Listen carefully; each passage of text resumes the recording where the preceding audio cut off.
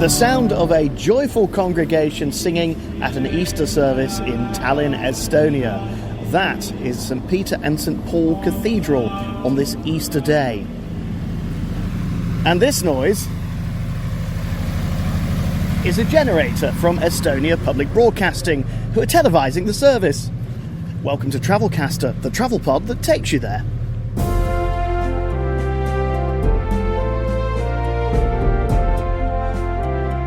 We've spent 48 hours in the Estonian capital finding out what Tallinn has to offer, particularly around the Old Town. But now it's time to leave, and it's the end of the Baltic leg of our trip. We're moving on to Scandinavia, crossing the Baltic Sea to Sweden and the capital Stockholm. For more information of how to get here and what to do when you arrive, check out travelcaster.blog and hit the subscribe button for previous episodes of this podcast.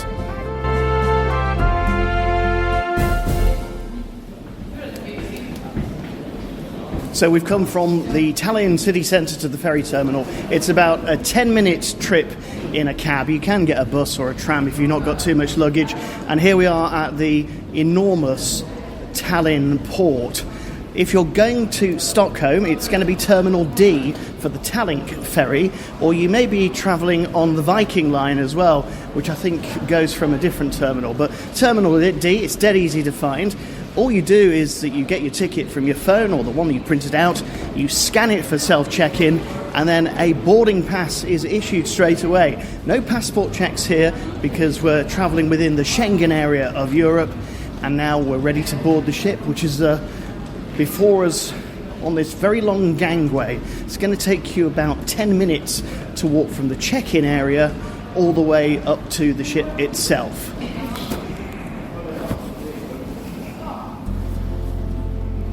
Now here's another Travelcaster tip if you are travelling by ferry, particularly ones that go overnight. My experience of checking in here at Tallinn has been extremely easy, very efficient indeed. When you scan your ticket, you get a boarding pass. Now make sure you do not lose that boarding pass. It's only a bit of cardboard with a magnetic strip on the back of it, but it is the key to everything that you will need on board. It will get you, for instance, access to your cabin. It will get you your relevant meals that you've ordered in the restaurants. It will generally tell the staff that you are legitimate and here to be on board properly. Now, at the time of recording, a crossing from Tallinn to Stockholm has cost around €160, and that's for an outside cabin. And if we just come in here, number 8505, here it is. It's a little bit cosy. There's a fold-down single bed. Oh, nice firm mattress though, that's pretty good. And on the other side, there's actually a sofa, which I think also might convert into a bed. And in here must be the bathroom and shower.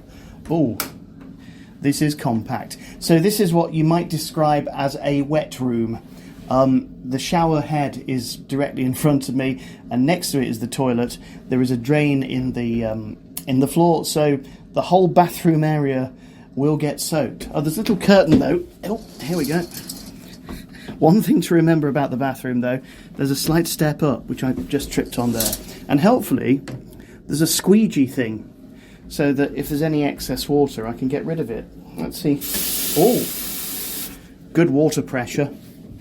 You know, I'm impressed. I've not been on one of these overnight ferries before in a long time, certainly not as an adult, so to see the facilities as they are seems alright to me so far.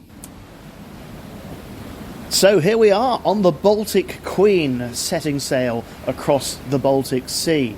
Now the journey starts in Tallinn at 6 p.m. on Sunday night, and it ends up in Stockholm at 10:30 in the morning on Monday, but Stockholm, Sweden is 1 hour behind Tallinn, so that's actually 11:30, isn't it? These time zones are starting to confuse me. Either way, at the moment the sea is thankfully very calm. The temperature is clement and bearable. I just get the feeling it's going to get a lot colder. However, it may be cold out here, but there's certainly a warm atmosphere inside.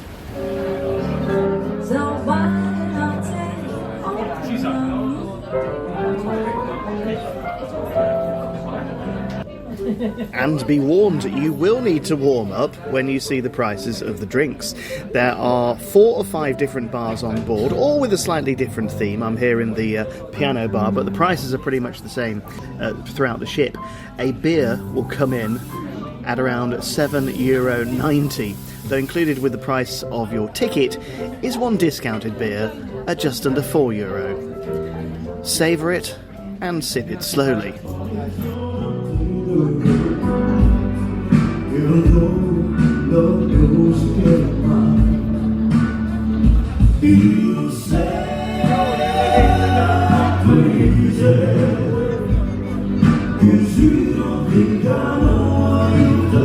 Now look, I've never been a fan of cruises. I've got some friends who go on about 3 or 4 a year, and they're always banging on about how wonderful they are. Now, the idea of sitting in a metal floating box for hours on end doesn't really appeal to me, but after a night on the Baltic Queen, I may be persuaded to change my mind. It's not bad.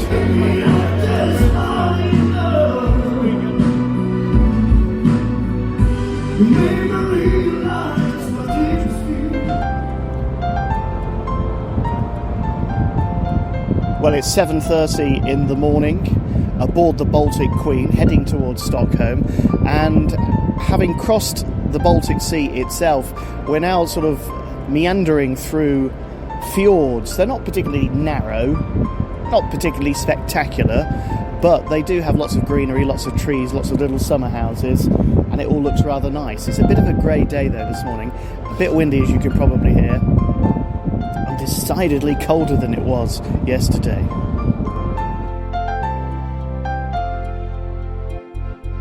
You're listening to Travelcaster, the travel pod that takes you there. Today we're travelling from Tallinn in Estonia to Stockholm, the capital of Sweden.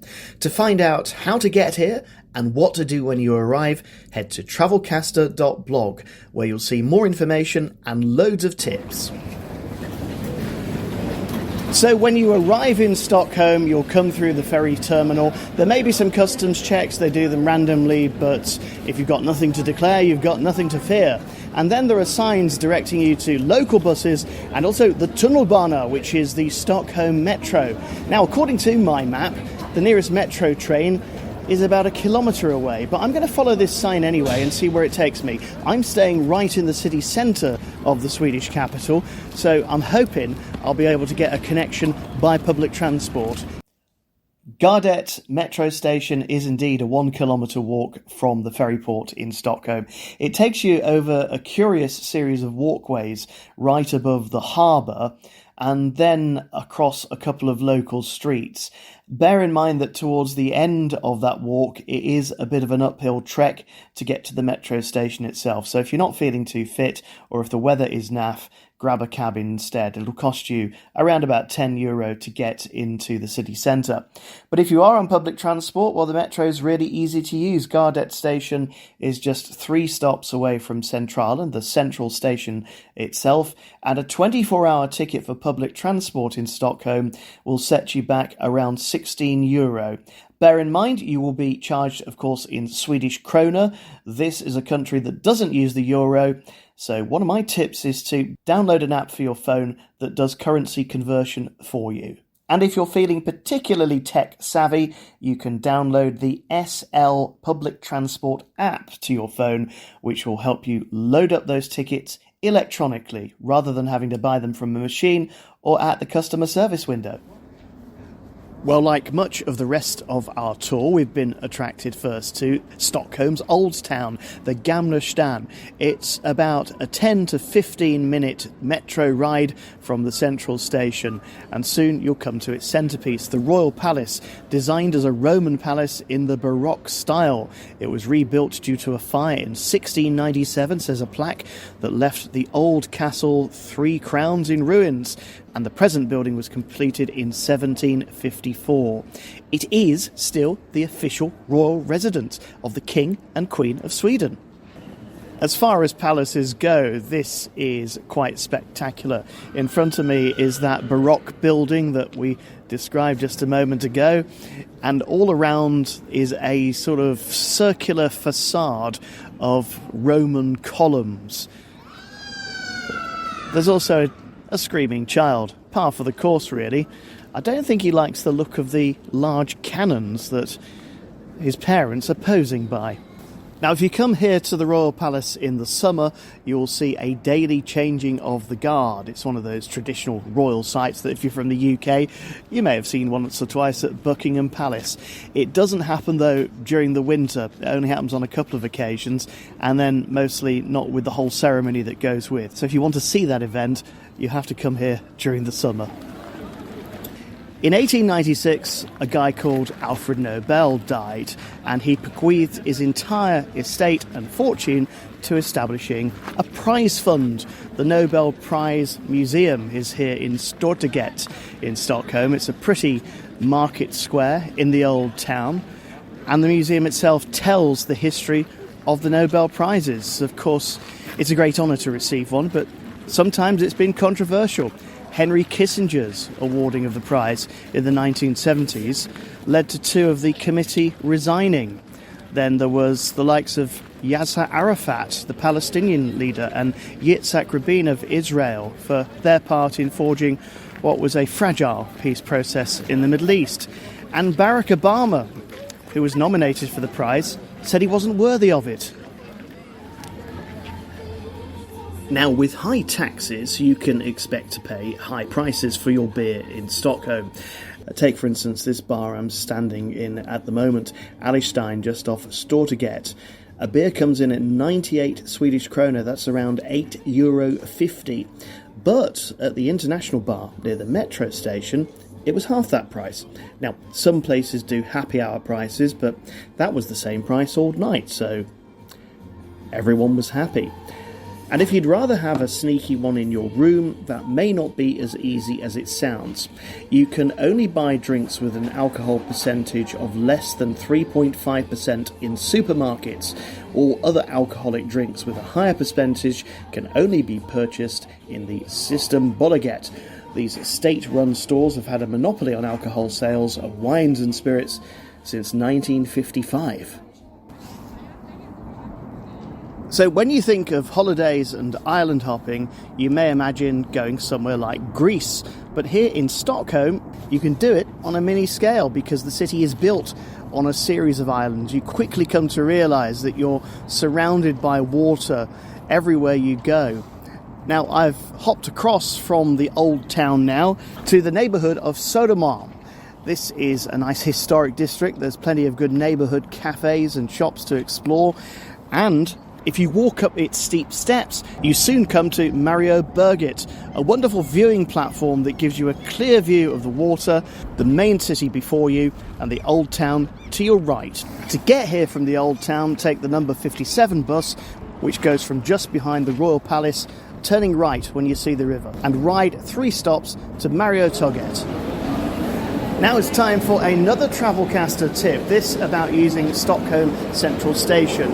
Be aware that it is a vast complex. Not only do international and national arrivals come and leave from here, but there's also the metro, there's also the regional railway system, there's also trams, there's also a bus station. So make sure you plan in advance which part of the station you're likely to be arriving at or leaving from. And allow yourself between 15 and 20 minutes to get from one end of the station to the other.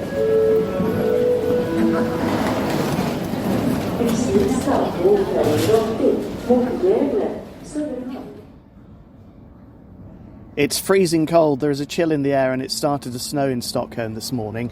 Now, I've got just a few hours to do some more exploring before my next train over to Oslo and beyond. So I've come here to the Djurgården Island, which is around 7 stops from the city centre on a tram, the number 7 tram as it happens, and it is full of museums. There is Skansen, the famous open-air museum. There is the Vasa Museum, the tale of a historic wooden boat that sank on its maiden voyage in the 1600s. The Nordic Museum. There is a massive theme park, Tivoli, before me, which is not open at the moment but looks very amusing. However, I've only got time to visit one place today, and it's the ABBA Museum. Can't wait!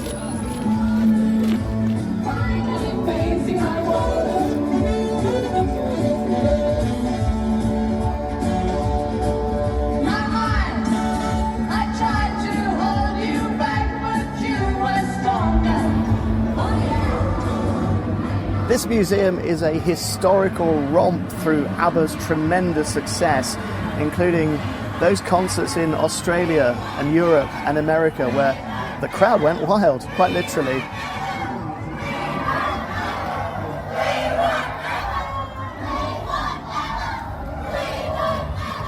Now, in most parts of the ABBA Museum, recording is strictly prohibited, but I'm in a little booth next to a reconstruction of the Polar Studio where ABBA made all of their big hits. And it says here, touchscreen to start for an audition. In English, ABBA are seeking a 5th member. This is your chance. Sing your favourite song in the Polar Studio together with other members. The winner takes it all. The loser has to fall. It's simple and it's plain. Why should I complain? The exhibition ends by reminding us that ABBA never split up. They just went their separate ways. And some of them are still making music today. Part of a success that never ends, you might say.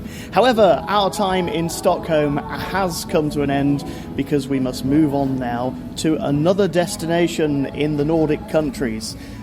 Don't forget, you can check out all of the details of this episode at travelcaster.blog. Just look for the Baltics and Scandinavia trip. Subscribe on this platform and join us again soon for another edition of Travelcaster, the travel pod that takes you there.